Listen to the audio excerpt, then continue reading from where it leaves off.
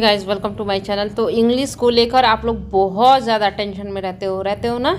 रहते हो कि नहीं रहते हो? बिल्कुल रहते हो, ठीक है। तो देखो, मैंने जब स्टार्ट किया था तो मेरी इंग्लिश बहुत ही कमज़ोर थी, मतलब बहुत बहुत बहुत कमज़ोर थी। तो क्या कैसे मैंने ठीक किया वो मैं आपको बताती हूँ। देखो, ऐसा है कि पहले तो आपको क्या करना है, ग्रामर पढ़ना ही पढ़ना है। ग्रामर आपका क्या होना चाहिए, पढ़ना ही पढ़ना है। ग्रामर में आप 2-3 टीचर को फॉलो करो, है ना। तो क्या करो, सबसे पहले आपको उठाना है सब्जेक्ट वर्ब एग्रीमेंट, और आपको निमिषा बंसल, आंचल शर्मा, विशाल परिहार या फिर कोई भी टीचर जो आपको पसंद है उनसे एक बार सब्जेक्ट वर्ब एग्रीमेंट पढ़ लो, ठीक है। फिर किसी नेक्स्ट टीचर का सर्च करो सब्जेक्ट वर्ब एग्रीमेंट, और सेकेंड टाइम जब आप करो ना तो वो आपको 2x की स्पीड में करना है, ठीक है। मैं हमेशा इंग्लिश के लिए 2 से 3 टीचर सजेस्ट करती हूँ कि 2-3 टीचर को आपको फॉलो करना है। इसके बेनिफिट क्या है, देखो, जब सेकंड टाइम पढ़ो ना तो 2x की स्पीड में पढ़ो। तो मान लो कि आपने निमिषा बंसल का पहले पढ़ा था सब्जेक्ट वर्ब एग्रीमेंट, तो उनके सारे वीडियो आपको देख जाने हैं सब्जेक्ट वर्ब एग्रीमेंट के ऊपर, जितने भी वीडियो हैं। इसके बाद आपको सेकंड, जैसे एक दिन आपने निमिषा बंसल को फॉलो किया, आज है 5 दिसंबर को निमिषा बंसल मैम को आपने ये वीडियो देखी सब्जेक्ट वर्ब एग्रीमेंट को। 6 दिसंबर को आपको क्या करना है, आंचल शर्मा, विशाल परिहार या आप जिनसे भी कंफर्टेबल हो उनकी सब्जेक्ट वर्ब एग्रीमेंट की वीडियो उठानी है, और उस वीडियो को आपको 2x की स्पीड में देखनी है। तो जैसे पहले बार आपने किया तो सब्जेक्ट वर्ब एग्रीमेंट का जो रूल रहता है वही तो रूल दूसरा टीचर भी पढ़ाएगा, तो इसको आपको रिवीजन के तौर पे लेना है, ठीक है। उसके बाद मतलब आपको हर चैप्टर पे कम से कम 4 दिन लगाना है, हर चैप्टर पे 4 दिन लगाना है। फिर आप क्या करोगे, तीसरे दिन क्या करोगे, आप फॉलो करोगे विशाल परिहार सर को, और उसको भी 2x की स्पीड में उनकी जितनी भी सब्जेक्ट वर्ब एग्रीमेंट की वीडियो है वो 2x की स्पीड में देख डालो।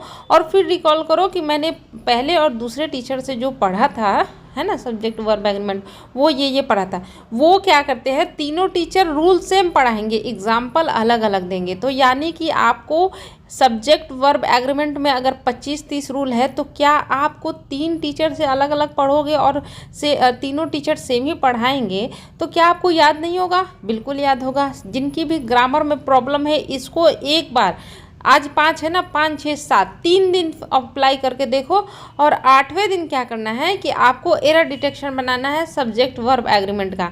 जहाँ से भी मिल जाए 200, 250, 300 आपको एरर डिटेक्शन के क्वेश्चन बनाने ही बनाने हैं सब्जेक्ट वर्ब एग्रीमेंट के। इसके बाद आपको चौथे दिन फिर नाउन पे जाना है ना, 5वें दिन, फिर 5वें दिन नाउन पे जाके और फिर सेम फॉलो करना है। मात्र मुझे लग रहा है कि 30-32 दिन में आपका पूरा ग्रामर कंप्लीट हो जाएगा। ग्रामर कंप्लीट करने के बाद, ठीक है, ग्रामर कंप्लीट करने के बाद आप एडिटोरियल पर डायरेक्ट नहीं जाओगे। देखो, एडिटोरियल तो आपको स्टार्ट कर ही देना है, लेकिन एडिटोरियल अगर आपकी इंग्लिश में बिल्कुल रुचि नहीं है, आपको मन नहीं करता है पढ़ने का, तो देखो अभी मैंने एक इंस्टॉल किया है आपको बताने के लिए ही, डेली हंट करके है ना। तो यहाँ से आप लोग अपनी आदत डालो इंग्लिश पढ़ने की। यहाँ पे पता है आपको दुनिया भर की फालतू न्यूज़ें मिलेंगी, है ना, दुनिया भर की बेकार न्यूज़ें मिलती हैं। यहाँ पे आओ, यहाँ पे देखो इंसान के अंदर क्या होता है कि अगर बेकार की चीज़ों को पढ़ने का, कोई स्टोरी दे दो, कोई मूवी दे दो, है ना, कि शाहरुख खान का ये हुआ, काजोल के साथ ये हुआ, है ना, तो मतलब जितनी भी फालतू न्यूज़ है ना वो पढ़ने में इंसान को बहुत मज़ा आता है।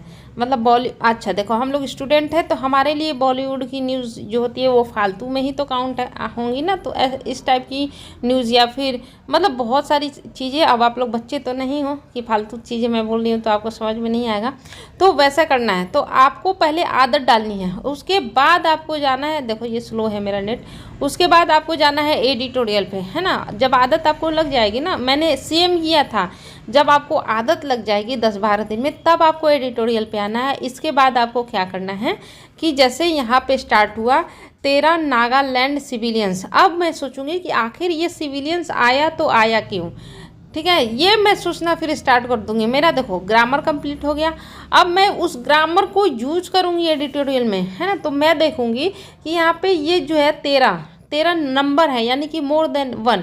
इस वजह से यहाँ पे सिविलियंस आया। अगर यहाँ पे सिविलियन होता तो ये एरर होता। अब यहाँ पे अमोंग आया।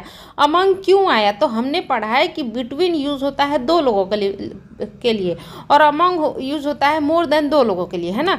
तो फिर मैं यहाँ पे उस चीज़ को अप्लाई करूँगी। जब मैंने प्रीपोजिशन ख़त्म कर लिया तो यहाँ पे अप्लाई करूँगी। फिर 14 किल्ड इन एलिग्ड आर्म फोर्सेज, है ना।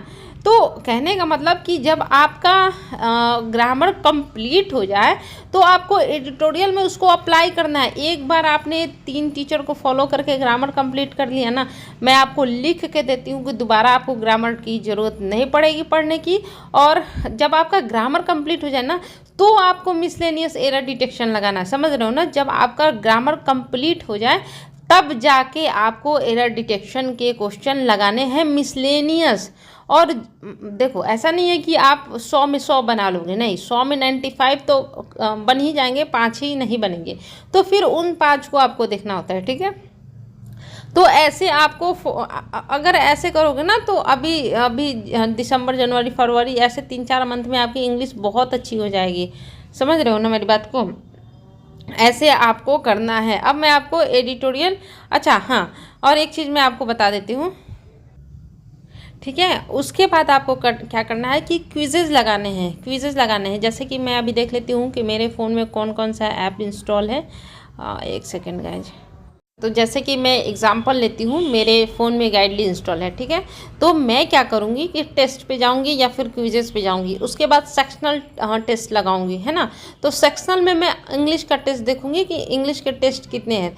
तो मेरे मान लो मुझे 5 सेक्शनल टेस्ट मिल गए तो मैं 5 के 5 लगाऊंगी। और सेक्शनल टेस्ट लगाने कब है, कैसे लगाने हैं, देखो जब आप सोने जाते हो ना, सोने के पहले आप क्या करो कि फ़ोन में ही तो हम लोग लगाते हैं ना सेक्शनल टेस्ट, या फिर इंग्लिश पढ़ने के लिए या फिर इंग्लिश टेस्ट लगाने के लिए आपको प्रॉपर बैठ के टाइमिंग नहीं लेना है कि कॉपी पेन पे तो बनाना नहीं है इसको। मैं तो फ़ोन पे ही देती थी, है ना। तो फ़ोन लेके लेटे लेटे आप क्या करो कि डेली के डेली 10-15 सेक्शनल टेस्ट लगाओ। क्या करना है, जितना ज़्यादा आप लगा सकते हो, ज़रूरी नहीं 10-15, 5-6 ही लगाओ, लेकिन एनालिसिस करो टेस्ट लगाने के बाद, ठीक है। जैसे यहाँ पे गाइडली, और हाँ गाइडली का एक PDF भी मैं डिस्क्रिप्शन में आपको शेयर कर देती हूँ। एरर डिटेक्शन का PDF है वो, तो वहाँ से आप लोग गाइडली का एरर डिटेक्शन का PDF अगर चाहिए तो मेरे पास है, मैं उसको आपको शेयर कर देती हूँ। वहाँ पे आपको जाना है और लिंक पे शेयर करके हो सके तो रजिस्ट्रेशन मांगेगा तो रजिस्टर करके आप 3-4 नंबर पे आपको PDF मिल जाएगा एरर डिटेक्शन का, और पारा जंबल के भी मिलेंगे उसी में आपको। तो अगर आपको चाहिए तो वो डाउनलोड कर लेना, ठीक है। लिंक डिस्क्रिप्शन और कमेंट दोनों जगह। तो आपको क्या करना है कि सेक्शनल ज़्यादा से ज़्यादा लगाना है, ओके, सेक्शनल ज़्यादा से ज़्यादा लगाना है। उसके बाद एरर डिटेक्शन की जहाँ से PDF मिले वहाँ से लेना है और प्रैक्टिस ज़्यादा से ज़्यादा करनी है। उसके बाद सेक्शनल लगाने के बाद आपको फुल टेस्ट पे जाना है। आप क्या करते हो, पहले ही फुल पे दौड़ जाते हो, फिर आपको डिमोटिवेशन होता है, छोड़ देते हो। मैं जैसे बता रही हूँ आप फॉलो करके देखो, आपको पक्का से बेनिफिट होना ही होना है। ऐसे आपको करना है, ठीक है।